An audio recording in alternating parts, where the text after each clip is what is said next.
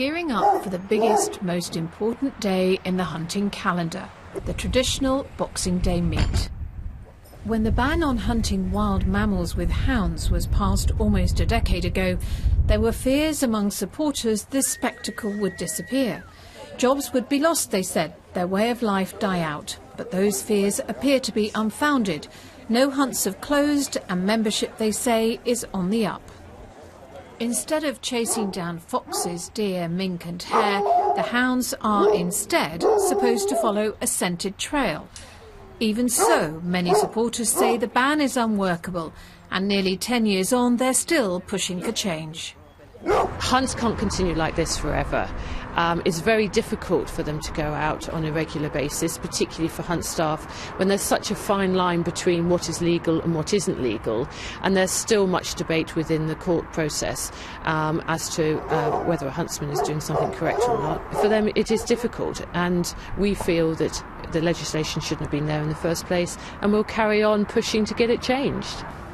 Hunting with hounds has long prompted fierce debate and controversy. Tony Blair admitted one of the biggest mistakes of his premiership was to underestimate the primeval passions the ban stirred up. Those passions still in evidence today. Hey, heard the one about the fox that got ripped to pieces by a pack of dogs? It's not a joke. With hunters putting pressure on MPs, the League Against Cruel Sports has launched a new campaign to counter what it sees as a threat to the ban. It's really an awareness raising campaign. The animal rights group claims many hunts are deliberately flouting the regulations, but say they're not getting away with it, pointing to more than 280 convictions as evidence the legislation is working. It doesn't fit in modern Britain. It's not part of a civilised society.